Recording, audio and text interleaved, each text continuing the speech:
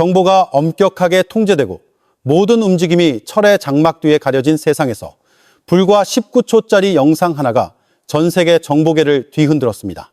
이 영상은 대형 언론사를 통해 유포된 것도 최첨단 군사위성으로 촬영된 것도 아닌 전혀 예상치 못한 곳에서 나타났습니다. 바로 중국의 가장 강력한 검열센터인 소셜미디어 플랫폼 위챗이었습니다. 그리고 불과 몇 시간 만에 이 영상은 전 세계로 퍼져나가며 전 세계적인 분석의 폭풍을 일으키는 불씨가 되었습니다. 영상에 담긴 것은 흔한 열병식이나 순찰함이 아니었습니다. 위성 사진으로만 희미하게 존재했던 군민 양용의 거대한 침공 바지선이었습니다. 어둠 속에서 뚜렷하게 모습을 드러낸 그것들은 마치 강철 유령처럼 대양을 조용히 이동하고 있었습니다. 이는 중국이 방어가 아닌 대만이라는 명확한 목표를 향한 공격을 위해 비밀리에 배치하고 있는 무기 생태계의 일부였습니다. 불과 19초의 짧은 영상, 무해해 보였던 이 영상은 국제안보 분석가들을 충격에 빠뜨린 정보폭탄이 되었습니다. 더욱 특별한 점은 이 영상이 낯선 곳이 아닌 중국 최대의 소셜미디어 플랫폼이자 모든 콘텐츠가 강철처럼 냉정하게 검열되는 위챗에서 나타났다는 것입니다. 예상대로 영상은 즉시 삭제되었습니다.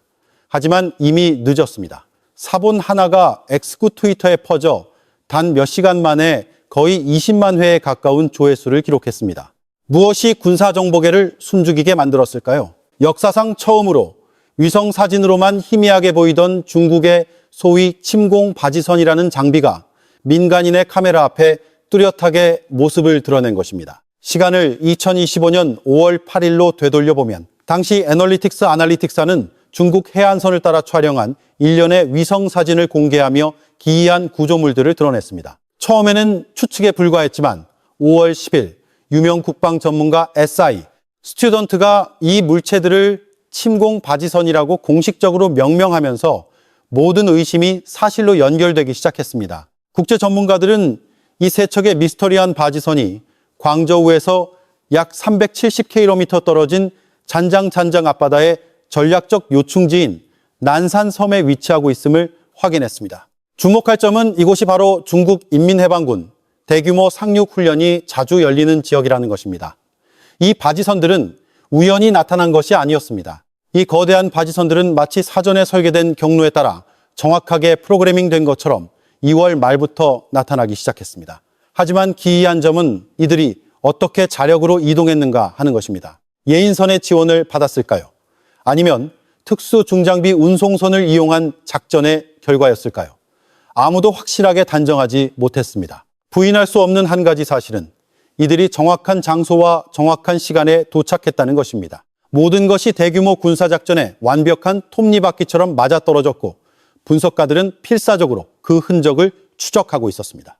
그리고 마침내 거대한 낯선 배들이 밤의 장막 속에서 유령처럼 조용히 움직이는 영상이 나타났습니다. 등장 직후 이 클립은 원래 플랫폼에서 깨끗이 삭제되었습니다. 사본 하나가 순식간에 국제 플랫폼으로 퍼져나갔습니다. X 소셜미디어의 한 버전은 단 몇 시간 만에 수십만 조회수를 기록했습니다. 관측가들은 즉시 질문을 던졌습니다. 무엇이 숨겨지고 있으며 왜 중국 당국은 그렇게 신속하게 삭제 조치를 취해야만 했는가? 역사상 처음으로 군사 분석가들과 국제사회는 중국이 비밀리에 배치해온 새로운 침공 무기로 여겨지는 장비를 직접 목격하게 되었습니다. 소스 애널리스의 5월 8일자 위성 사진에서 비롯된 추측은 이제 확실한 증거를 갖게 되었습니다. 세 척의 낯선 바지선이 잔장 앞바다의 난산섬에서 모습을 드러낸 것입니다. 5월 10일 유명 군사 전문가 손선은 정보계를 뒤흔드는 분석을 내놓았습니다. 이 군민 양용 장비의 공식 용어인 침공 바지선이 실전에 투입되었다는 것입니다. 2월 말부터 세 척의 바지선은 대만과 인접한 전략적 위치인 중국 인민해방군 PLA 상륙훈련 구역의 모습을 드러냈습니다. 골치 아픈 질문은 이들이 어떻게 이동했으며 왜 하필 이 시점에 나타났느냐는 것입니다. 주목할 점은 PLA가 2월 27일부터 3월 22일까지 거의 한 달간 훈련을 진행했다는 사실입니다. 훈련 내용은 바지선에서 민간 선박 롤온 롤오프 방식으로 화물, 전차, 병력을 직접 하역하는 것을 모의하는 것이었습니다. 이는 대규모 상륙작전에서 흔히 볼 수 있는 전술입니다. 더 이상 훈련이 아니라 실제 행동이었습니다. 관측가들은 베이징이 무력에 의한 대만 통일 계획의 2단계를 준비하고 있는 것이 아닌지, 그리고 전쟁의 막이 내려올 시점이 그 어느 때보다 가까워진 것은 아닌지 의문을 제기하고 있습니다. 이 상륙 바지선들은 혼자가 아니었습니다. 어선과 보급선이 호위하며 혼란스러운 복합적인 상황을 연출했습니다. 이는 군과 민간의 경계가 모호해지는 미래의 전장을 정확하게 모의한 것입니다. 이 전략은 정교할 뿐만 아니라 극도로 위험하여 적의 레이더 시스템이 실제 목표물을 식별하는 데 어려움을 겪게 만듭니다. 이 모든 의심스러운 활동은 중국 해군 기지에서 불과 몇 킬로미터 떨어진 난산섬에서 발견되었습니다. 이곳에는 PLA 해상 상륙 능력의 상징인 거대한 주브르급 공기부양정이 배치되어 있습니다. 쉽게 상상하자면 주브르급 공기부양정은 길이가 약 60m, 폭이 26m로 미군이 운용하는 주력 공기부양정보다 훨씬 큽니다. 멀지 않은 곳에는 중국 최고의 조선소인 코맥스가 있습니다. 이곳은 급유선, 병원선을 생산할 뿐만 아니라 PLA가 훈련 중인 침공 바지선 계열에 속할 가능성이 높은 최소 5척의 특수바지선을 완성한 곳이기도 합니다. 그리고 무시할 수 없는 새로운 요소도 있습니다. 포와 미사일 발사기를 모두 장착한 자율무인함인 오카, 즉 자리우스바, 자리 USVA입니다.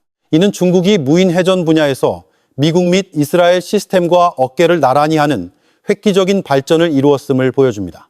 이 모든 것은 단순한 훈련을 위한 것이 아니라 실제 대규모 상륙작전이 준비되고 있다는 명백한 신호입니다. 세계는 한때 중국이 모방만 할 줄 안다고 비웃었습니다. 하지만 이제 PLA는 서방이나 소련의 흔적이 전혀 없는 완전히 새로운 무기 생태계를 조용히 선보이고 있습니다. 바로 중국 최대의 조선 중심지인 GSI에서 생산된 상륙 바지선들이며 이들은 준비를 마친 상태입니다. 예인선과 외부 위치 확인 시스템에 의존해야 했던 전통적인 자가승강식 시추선과 완전히 달리 중국이 배치한 이 새로운 바지선들은 자력항해, 자체 안정화, 자체 전개 능력을 갖추고 있습니다. 즉, 해상과 육지에서의 공격을 위한 문을 열 준비가 된 이동식 인공항구처럼 어디에서든 상륙 지점을 만들어낼 수 있다는 의미입니다. 일부 미군 전문가들은 즉시 미 해군의 유명한 해안 군수 시스템인 제일로테스를 떠올렸지만 차이점은 제일로테스가 느리고 부피가 크며 레이더와 위성 정찰에 쉽게 탐지된다는 것입니다. 그렇다면 이 새로운 바지선들은 어떨까요? 빠르고 은밀하며 자율적이고 치밀하게 계산된 기습 상륙 작전의 기운을 풍깁니다. 여기서 그치지 않고 일부 분석가들은 이를 연합군이 노르망디 상륙 작전에서 나치 독일을 격파하는 데 기여했던 기적적인 군수시설인 멀버리 인공항구의 현대적 개량 버전이라고 과감하게 비유하기도 합니다. 하지만 이번에 항구를 건설하는 것은 서방이 아닌 중국이며 목표 해변은 프랑스가 아닌 대만일 수 있습니다. 한때 군수 지원 장비로 여겨졌던 것들이 이제 대규모 침투 작전의 길을 여는 선봉 무기로 변모했습니다. 중국은 이를 스위차오 스웨이차, 즉 물의 달이라고 부릅니다. 하지만 이 무해 보이는 이름에 속아서는 안 됩니다.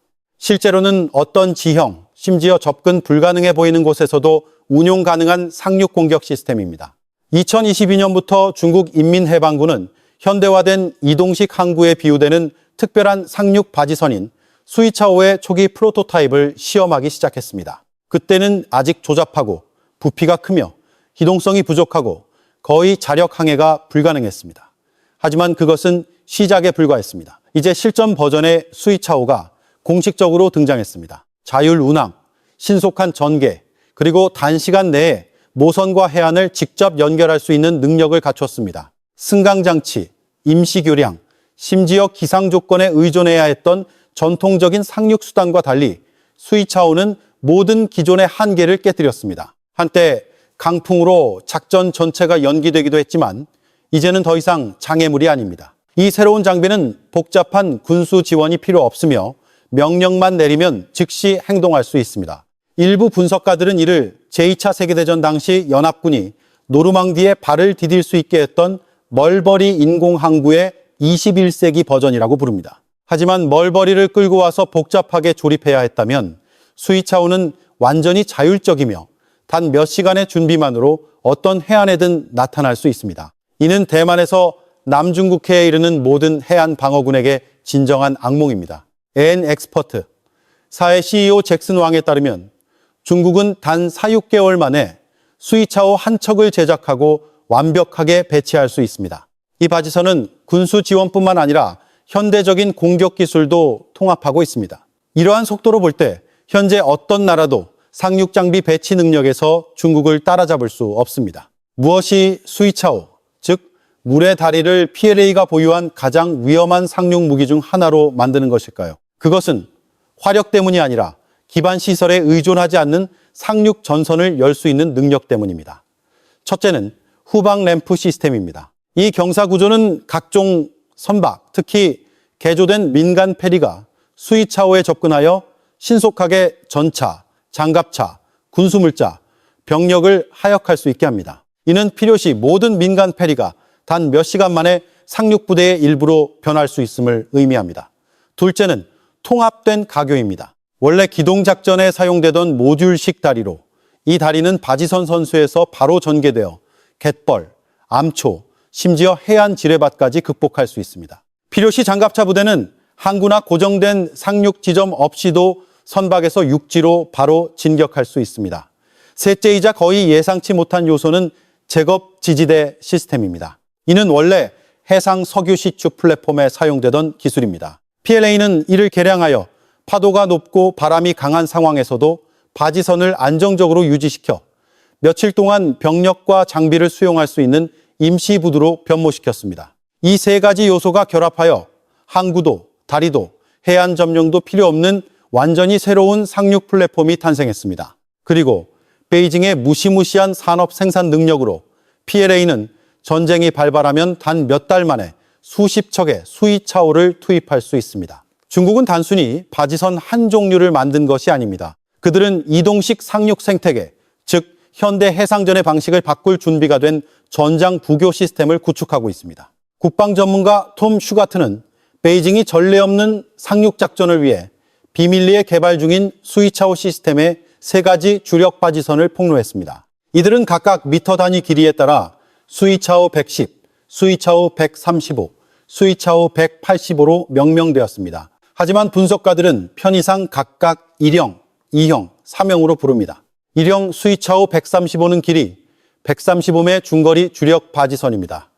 하지만 이것이 한계는 아닙니다. 선수를 펼치면 길이가 260에 달할 수 있는데 이는 강력한 해상 환적 센터를 만들기에 충분한 숫자입니다. 6개의 제겁 지지대, 측면에 2개의 개방형 다리, 그리고 민간 페리를 수용하기 위한 램프까지 통합되어 있습니다. 모든 것이 어떤 지형에서든 속도와 전술적 유연성을 발휘하도록 설계되었습니다. 2형, 수이차오 110은 길이는 더 짧지만 폭이 넓어 보병과 장비 간의 협동작전에 이상적인 갑판을 제공합니다. 램프는 없으며 주요 임무는 전략적 교두보 역할을 하는 것입니다.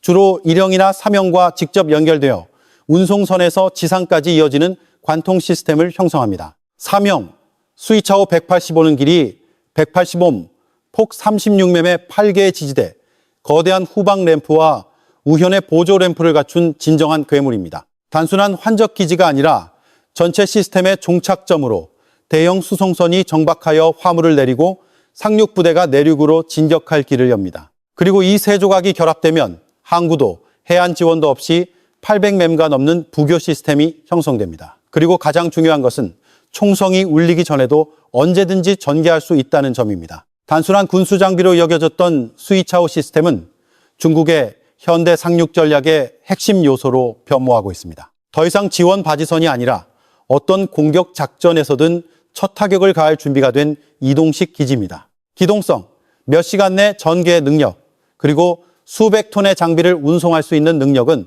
수이차오를 진정한 전략 공격 도구로 만듭니다. 진흙밭, 얕은 수역, 암석 해안 등 한때 상륙군의 적이었던 지형은 이제 더 이상 장애물이 아닙니다. 수이차오와 함께라면 모든 해안이 잠재적인 상륙 지점이 됩니다. 대만과 영내 국가들이 불안을 느끼는 것은 당연합니다. 아무도 이 수천 톤짜리 강철 덩어리들이 재난 구호를 위해 개발되었다고 믿지 않습니다. 모든 용접 부위, 모든 결합 구조가 한 가지를 외치고 있습니다. 중국은 전쟁을 준비하고 있다. 더 무서운 것은 베이징이 시험용으로 몇 척만 생산하는 것이 아니라 국방 분석가들을 놀라게 할 만한 속도로 전략 바지선 함대를 구축하고 있다는 점입니다. 이것은 민간 프로젝트의 모습이 아닙니다. 이것은 전투 준비 태세로 전환하는 단계입니다. 그리고 D-Day가 온다면 수이차오는 대만의 모든 해안 방어선을 꿰뚫는 첫 번째 강철 못이 될 것입니다. 부교라는 이름에 속지 마십시오. 이것은 전쟁을 위한 장비입니다. 수이차오 바지선의 설계, 생산, 배치 과정의 모든 세부 사항은 한 가지를 명확히 보여줍니다. 이것은 민간 지원 장비가 아닌 전쟁 장비라는 것입니다. 이 수이차오들은 혼자가 아닙니다. PLA는 고속으로 해안에 접근하여 적 방어 시스템의 중심으로 군대를 직통으로 투입하도록 설계된 상륙 바지선 함대 전체를 구축하고 있습니다. 그리고 이제 그것들은 더 이상 위성 사진에만 나타나는 것이 아닙니다. 공개적으로 시험되고 있는 실물로 존재합니다. 이 시나리오는 관측가들로 하여금 우크라이나 침공 전 러시아의 단계적 배치 모델을 떠올리게 합니다. 모든 장비, 모든 신호는 신중하게 준비되고 있는 군사작전의 징후입니다. 특정 상륙용이 해변에 집중되었던 대만의 전통적인 방어 전략은 이제 수이차오 앞에서 구식이 되었습니다. 부드러운 모래사장, 암석 해변, 콘크리트 제방 등 어떤 해안선이라도 PLA가 진격로를 열 수 있는 곳이 될 수 있습니다. 만약 베이징이 무력 사용을 결정한다면 수이차오는 상륙작전의 길을 여는 강철의 손이 될 것입니다. 항구 점령도, 황금빛 해변도 필요 없습니다. PLA는 이제 언제 어디서든 세울 수 있는 이동식 항구를 소유하게 되었습니다. 이는 전략적인 변화이며 지역 방어 독트린에 대한 직접적인 경고입니다. 약 1600km에 달하는 해안선을 가진 대만은 방어에 있어 자연적인 이점을 가진 것처럼 보이지만 현실은 정반대입니다. 바로 그 길이와 중국 공격 바지선의 유연성이 결합되어 고정 방어선 설정이 거의 무의미해졌습니다. 중국 인민해방군 PLA, 아무도 예상치 못한 지점에서 병력을 투입하기로 결정하면 모든 전통적인 작전 계획은 첫 몇 시간 안에 무너질 수 있습니다. 돌격 역할뿐만 아니라 이 바지선들은 중국이 수년간 비밀리에 구축해온 거대한 민간 페리 선단과 결합된 기동 보급 운송의 중심이기도 합니다. 로로 페리 시스템 덕분에 PLA는 전차, 장갑차, 병력을 바지선 갑판으로 옮긴 다음 그곳에서 육지로 신속하고 깔끔하게 특히 반격 화력으로부터 더 안전하게 상륙시킬 수 있습니다. 일부 전문가들은 이 바지선들이 UAV, 미사일, 그리고 대만의 190억 달러가 넘는 국방 예산에 의해 쉽게 파괴될 수 있는지 의문을 제기합니다. 답은 많은 사람들이 생각하는 것처럼 간단하지 않습니다. 그것들은 첫 번째 목표가 아니라 마지막 조각입니다. 많은 사람들이 거대한 바지선들이 포탄의 비를 맞으며 대만 해협을 건너는 개전 공격 장면을 상상하지만 분석가들은 다른 시나리오를 제시합니다. 바지선은 첫 번째 공격 파동에 나타나지 않을 것입니다. 그것들은 PLA가 대만 영토 내에 안전한 교두보를 확보한 후에야 진입할 것입니다. 적의 포병이 무력화되고 방어선이 붕괴되고 모든 것이 사단급 상륙을 위해 준비된 곳에 말입니다. 미사일의 비와 포성의 울림, 그리고 한 뼘의 땅을 두고 벌어지는 쟁탈전 속에서 전장에는 더 이상 후퇴나 망설임의 여지가 없을 것입니다. 바로 그때가 중국이 다음 카드를 꺼내는 시점입니다. 특수 제작된 수이차오 바지선들이 조용히 진입합니다. 쉽게 파괴될 목표물이 아니라 작전이 계속 살아있게 하는 강철의 혈맥으로서 말입니다. 전투 초반에 나타나지도 선제 타격의 역할도 하지 않습니다. 수이차오는 전세가 결정되고 대만의 방어군이 와해되고 군수 지원의 공백이 드러나기 시작할 때의 두 번째 수입니다. 그 단계에서 각 바지선은 중포, 전차, 탄약 및 중요한 군수 필수품을 운반하여 중국 인민해방군의 공격 선봉이 전선을 유지하고 통제 지역을 계속 확장할 수 있도록 보장할 것입니다. 만약 대만이 여전히 PLA가 어리석게도 처음부터 바지선을 투입할 것이라고 믿는다면 그것이야말로 전략적 실수입니다. 수이차오의 침묵은 덫입니다. 그들은 기회가 무르익었을 때에만 움직일 것이며 그때가 되면 해안 방어선은 이미 무너져 있을 수 있습니다. 침공은 앞으로 몇 달 안에 일어나지 않을 수도 있지만 그렇다고 몇 년 안에 닥치지 않을 것이라고 누구도 장담할 수 없습니다. 한 가지 확실한 것은 수이차오는 민간 화물을 운송하기 위해 태어난 것이 아니라는 점입니다. 그것들은 오직 하나의 목표, 즉 대만 침공을 위해 단련되었습니다. 역사는 수많은 대규모 전쟁이 체계적이고 장기적이며 은밀한 준비 단계로 시작되었음을 증명합니다. 중국이 바지선의 대량 생산, 공개 시험, 국방산업 공급망 동원 등에서 보여주는 모습은 단순한 훈련과는 다릅니다. 어떤 나라도 수십억 달러를 쏟아붓고 수천 명의 인력을 동원하며 전체 군수 네트워크를 끌어들여 수년 동안 같은 훈련을 반복하지는 않습니다. 만약 군사작전이 실제로 구체화되고 있다면 위성사진 하나하나, 작은 움직임 하나하나까지도 국제정보기관들이 매시간, 매분 면밀히 감시하고 있을 것입니다. 그렇기 때문에 즉각적인 공격 시나리오는 베이징이 세상이 믿기를 바라는 것일 수 있지만 그들이 추구하는 전략은 아닐 것입니다. 오히려 몇 달이 아닌 몇 년 단위의 장기적인 로드맵은 중국이 국제적인 충격을 피하는 동시에 병력, 위치, 정치적 준비를 단계적으로 완벽하게 갖추도록 도울 것입니다. 더 중요한 질문은 공격이 일어날 것인가가 아니라 대만에게 준비할 시간이 얼마나 남았는가입니다. 그리고 수천 명의 PLA 병사들이 해협을 건너는 날, 수이차오라고 불리는 이 미스터리한 바지선들이 과연 그 총공격 전략의 가장 날카로운 칼날이 될 것인가 하는 점입니다. 충돌이 더 이상 만약 if의 문제가 아니라 언제 임제가 되었을 때 아주 작은 징후 하나하나가 개전의 신호가 될 수 있습니다. 중국 동부 해안을 따라 거대한 강철의 물결이 조용히 형성될 때 세계는 멈춰서서 현실을 직시해야 합니다. 한때 저평가되었던 군수장비 수이차오는 완전히 새로운 유형의 공격을 상징하는 전략적 아이콘으로 탈바꿈했습니다. 항구도 필요 없고 예고도 필요 없으며 가장 중요하게는 상대가 전쟁이 시작되었음을 깨닫지 못하게 합니다. 베이징은 더 이상 말로 위협하지 않습니다. 그들은 행동하고 있습니다. 용접되는 모든 부위, 세워지는 모든 지지대, 완성되는 모든 강철 구조물, 이 모든 것이 오직 하나의 목표, 즉 군사력에 의한 통일을 향하고 있습니다. 그날이 온다면 대만은 장거리 미사일과 정밀 공습의 빛뿐만 아니라 모든 해안 방어선을 무너뜨리도록 설계된 부교 함대와도 맞서 싸워야 할 것입니다. 이것은 더 이상 가설이 아니라 매일 구체화되고 있는 전략적 방안입니다. 역사는 반복될 수 있지만 노르망디식 상륙함이 아니라 폭음 없이 내륙으로 진격할 수 있는 조용한 강철 구조물에 의해서입니다. 오늘날의 전쟁은 총성으로 시작되는 것이 아니라 바다를 가로질러 조용히 뻗어나오는 다리로 시작됩니다. 그리고 바로 그 침묵 속에서 무해해 보이는 강철 바지선들의 표류가 미래로부터의 가장 큰 메아리가 될 수 있습니다.